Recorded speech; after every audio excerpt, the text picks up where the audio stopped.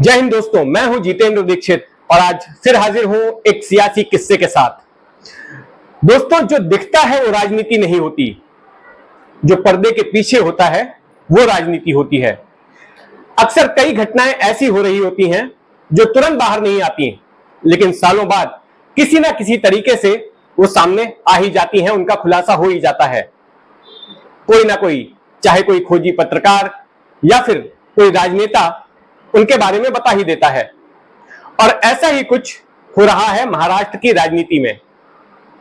अब मैं जो किस्सा आपको सुनाने जा रहा हूं वो एनसीपी अजीत पवार गुट के नेता प्रफुल्ल पटेल के हवाले से है। हाल ही में 2 दिवसीय चिंतन शिविर का आयोजन किया गया था अजीत पवार गुट की ओर से, और इस चिंतन शिविर में एनसीपी के तमाम नेता जो कि अजीत पवार के प्रति वफादार हैं वो वहां पर जुटे थे और उनका भाषण हुआ था। और एक भाषण प्रफुल्ल पटेल का भी था।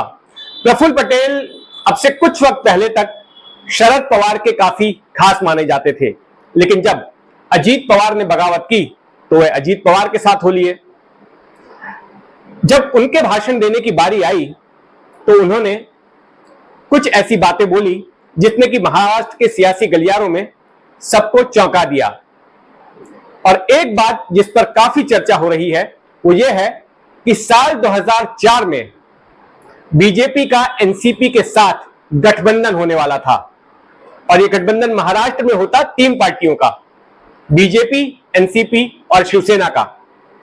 लेकिन बकौल प्रफुल्ल पटेल वो गठबंधन इसलिए नहीं हो पाया क्योंकि प्रमोद महाजन खुद को इनसिक्योर फील करने लग गए थे। तो पूरी कहानी क्या है आइए जानते हैं।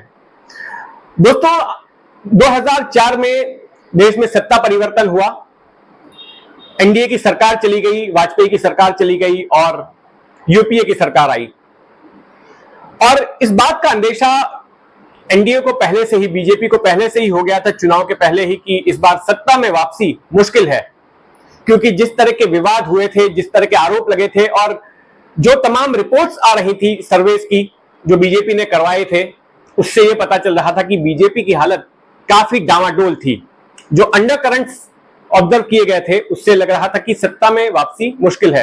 हालांकि बीजेपी ने जो है खुद को मार्केट करने की काफी कोशिश की, फील गुड फैक्टर जैसे शब्द इजाद किए, इंडिया शाइनिंग जैसी कैंपेन शुरू की, लेकिन बीजेपी समझ गई थी कि रणनीति में बदलाव जरूरी है, कुछ और करना पड़ेगा, तभी वापस से बीजेपी का प्रधानमंत्री देश की कुर्सी पर बैठ सकता है। तो इसी रणनीति के तहत अटल बिहारी वाजपेयी, लाल कृष्ण आडवाणी, जसवंत सिंह और प्रमोद महाजन ने एक बैठक की, और इस बैठक में यह तय हुआ कि क्यों ना हम एनसीपी को अपने साथ में ले लें। एनसीपी की महाराष्ट्र में अच्छी पैठ थी। 1999 में ही शरद पवार ने इस पार्टी को बनाया था, 5 साल पहले ही, कांग्रेस से अलग होकर, और वो सत्ता में आने में, राज्य की सत्ता में आने में भी कामयाब रही थी। और पवार महाराष्ट्र के स्ट्रॉन्गमैन थे, और ऐसे में अगर महाराष्ट्र की एक बड़ी पार्टी साथ में आ जाती है तो फिर केंद्र में बीजेपी का लौटना मुमकिन हो सकता है, क्योंकि उत्तर प्रदेश के बाद सबसे ज्यादा लोकसभा की सीटें महाराष्ट्र से ही हैं, 48 सीटें हैं। और ऐसे में बीजेपी के संगठन को, केंद्रीय नेतृत्व को ऐसा लगा कि शरद पवार को साथ में लेना फायदेमंद हो सकता है। तो प्रमोद महाजन को भेजा गया इस बातचीत की शुरुआत करने के लिए। प्रमोद महाजन ने फोन किया प्रफुल्ल पटेल को, और फिर प्रफुल्ल पटेल के साथ में एक बैठक हुई उनके दिल्ली के घर में, और उस बैठक में एक फॉर्मूला भी तय हुआ। फॉर्मूला था 16-16-16 का, यानी कि कुल जो 48 सीटें हैं उनमें से हर पार्टी, इन तीनों ही पार्टियों को 16 सीटें मिलेंगी। बीजेपी को 16, शिवसेना को 16 और एनसीपी को 16। और इन तीनों ही पार्टियों के जो समर्थक छोटे छोटे दल हैं या फिर निर्दलीय हैं, उनके लिए अपने अपने कोटे से ये पार्टियां सीटें छोड़ेंगी। तो इस तरह की बातचीत तय हुई थी, और नितिन गडकरी की भी जानकारी में था ये सारा कुछ। गोपीनाथ मुंडे भी काफी खुश थे और उनका भी ये मानना था कि हाँ, इस तरह का गठबंधन होना चाहिए।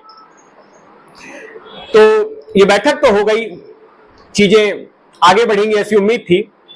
लेकिन हुआ ये कि उसके बाद प्रमोद महाजन ने सोचा कि अगर शरद पवार आ जाते हैं बीजेपी के साथ तो फिर उनका जो कद है वो कहीं ना कहीं छोटा हो सकता है। उनको जो अहमियत मिल रही है, क्योंकि प्रमोद महाजन इस अंदेशे में थे या उनको ऐसा लगता था कि दिल्ली में महाराष्ट्र से सबसे बड़े राजनेता वही थे और फिर कोई दूसरा राजनेता जो है उसकी तूती बोलने लग जाएगी। और अगर शरद पवार एक बार बीजेपी के साथ आ गए तो फिर जिस तेज तर्रार दिमाग के शरद पवार हैं, जिस तरह की राजनीति करते हैं, तो कहीं ना कहीं वो अपनी ही चलवाएंगे और सरकार भी अगर आती है तो फिर शरद पवार की ही चला करेगी। तो प्रमोद महाजन को लगा कि उनके सियासी करियर के लिए एनसीपी का साथ आना मुनासिब नहीं है और उन्हें इनसिक्योरिटी महसूस हो रही थी, ऐसा प्रफुल्ल पटेल का कहना है। तो फिर इसके बाद प्रमोद महाजन ने एक चाल चली। प्रमोद महाजन उस बैठक के बाद, प्रफुल्ल पटेल के घर हुई बैठक के बाद मुंबई आए और मुंबई पहुंचते ही उन्होंने सीधे शिवसेना के तत्कालीन प्रमुख बाला साहब ठाकरे से संपर्क किया और उनसे मुलाकात की। अब बाला साहब ठाकरे और प्रमोद महाजन के रिश्ते काफी अच्छे थे। हालांकि प्रमोद महाजन एक दूसरी पार्टी से थे, शिवसेना से नहीं थे, लेकिन बाला साहब ठाकरे महाजन पर काफी भरोसा करते थे, उनकी काफी सुनते थे। और 80 के दशक में जब शिवसेना और बीजेपी के बीच गठबंधन हुआ हिंदुत्व के मुद्दे को लेकर, तो उसके जनक भी प्रमोद महाजन ही बताए जाते हैं कि उन्होंने ही वो गठबंधन करवाया था दोनों पार्टियों के बीच। और इन दोनों पार्टियों में जब भी कभी मनमुटाव होता था, जब भी किसी बात को लेकर बाला साहब ठाकरे नाराज हो जाते थे और बीजेपी के खिलाफ बयानबाजी करते थे, तो ऐसे में प्रमोद महाजन ही उन्हें समझाते बुझाते थे, उनको शांत करते थे और फिर आडवाणी या फिर अटल जी को सलाह देते थे कि आप जरा बाला साहब से बात कर लीजिए तो वो ठंडे हो जाएंगे, या फिर मातोश्री मुंबई जाकर उनसे मुलाकात कर लीजिए, और फिर मामला वहीं पर खत्म हो जाता था। तो इस तरह से शिवसेना बीजेपी गठबंधन को बनाने और उसे टिकाने में प्रमोद महाजन की अहम भूमिका थी और इसके पीछे एक बड़ी वजह थी कि उनके बाला साहब ठाकरे से अच्छे रिश्ते थे। तो यही प्रमोद महाजन पहुंचे बाला साहब के पास और बोले कि बाला साहब देखिए, मेरी पार्टी का नेतृत्व जो है इस तरह से सोच रहा है, एनसीपी के साथ गठबंधन करने की सोच रहा है और जो मुझे लगता है कि ठीक नहीं है, अगर पवार साथ में आ गए तो मामला गड़बड़ हो सकता है। अब पवार का नाम सुन के बाला साहब ठाकरे भी भड़क गए। हालांकि शरद पवार और बाला साहब ठाकरे व्यक्तिगत जिंदगी में बहुत ही अच्छे दोस्त हैं, जिगरी दोस्त हैं, लेकिन सियासत में दोनों काफी तगड़े दुश्मन भी हैं। दोनों के बीच सांप और नेवले की दुश्मनी हुआ करती थी। तो बाला साहब ने कहा कि नहीं, मुझे बिल्कुल मंजूर नहीं है, इस तरह से कैसे हो सकता है।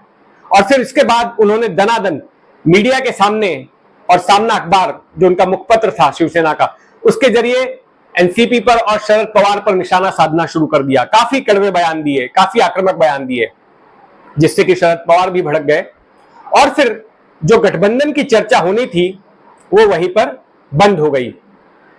अटल और आडवाणी को भी लगा कि अब बाला साहब ठाकरे इस तरह से नाराज हो गए हैं और वो विरोध कर रहे हैं, तो फिर ऐसे में जो पुराना पार्टनर है उसको नाराज करके किसी नए को साथ नहीं लिया जा सकता, क्योंकि बाला साहब ठाकरे को तो साथ लेने के लिए एक मुद्दा भी था हिंदुत्व का, लेकिन एनसीपी को साथ लेने के लिए ग्राउंड बनाना पड़ता। एनसीपी ने भले ही 1999 में सोनिया गांधी के विदेशी मूल को लेकर अलग पार्टी बनाई थी शरद पवार ने, लेकिन उस साथ में पवार ने यह भी कहा था कि उनकी पार्टी का एजेंडा सेकुलरवाद ही रहेगा।